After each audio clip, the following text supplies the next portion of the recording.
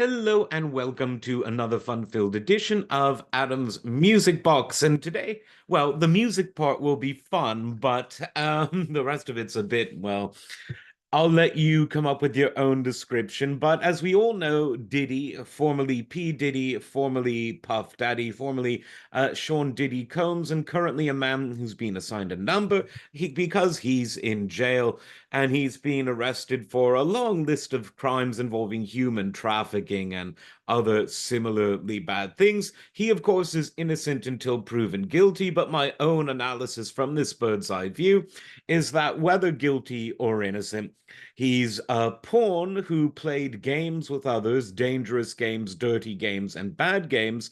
And now the people who were using him as a pawn to play their game, now they're playing it on him because when you dance with the devil, he always has the last laugh. And Diddy is finding that out when you allow yourself to be used and do terrible things allegedly to other people. Eventually, the masters of the game will do it to you.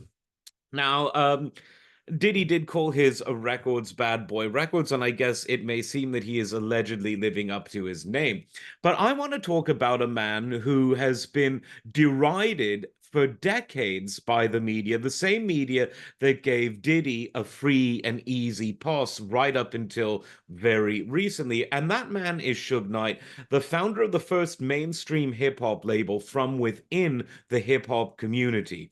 And I'm a bit angry, frankly, that the importance of Suge and Death Row have been sort of written out of hip hop history, and that the Diddies of the world have sort of run victory laps as though they were, the end all and be all.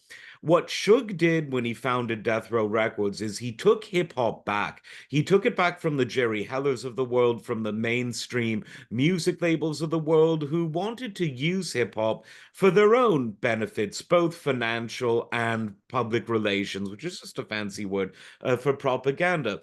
Whatever problems Suge Knight have, and God knows he never called himself Good Boy Records. It was far from that.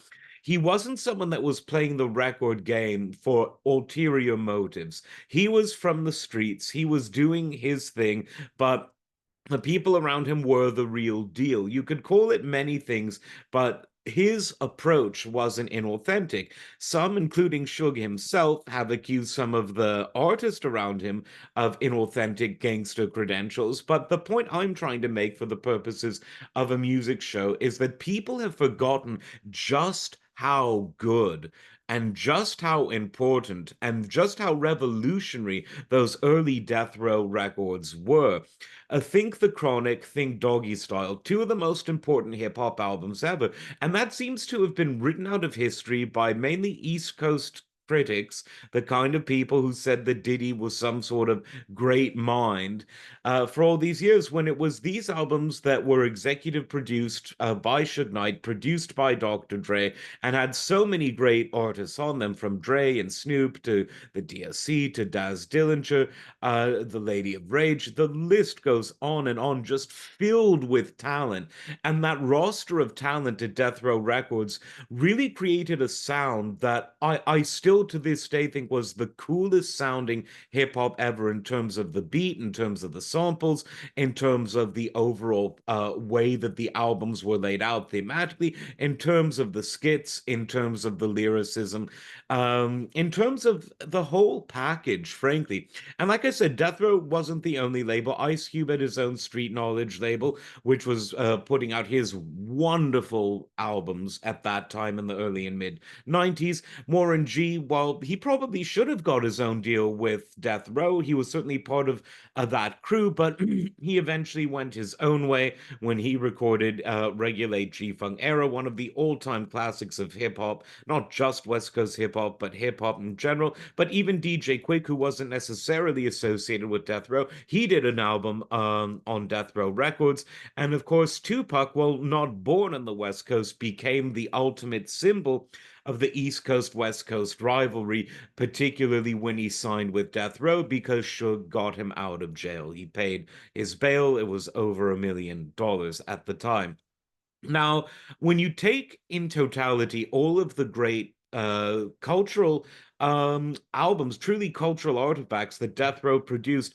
It's really weird that apart from Snoop Dogg, who resurrected the name, and he's no friend of Suge Knight, even though I think they've squashed everything now, but we'll see. It seems like the journalists and commentators and even a lot of people on social media seem to have forgotten the importance of Death Row, the image that it had, the music that it produced, the fact that it was independent in terms of its operations until Suge's various run-ins with the law over things that did not involve human trafficking caught up with him. And it really also, so it comes down to, again, this East Coast versus West Coast mentality in the minds of the critics.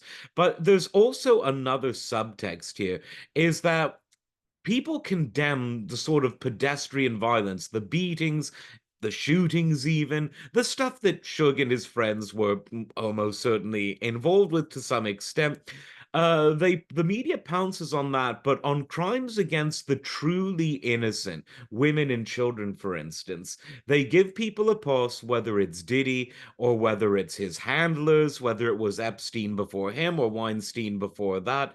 There, there's a lot of double standard. And I'm not saying that Shud was a good guy. He did bad things. He ran over some people with his truck. He claimed it was self-defense. I'll let you and the courts have decided.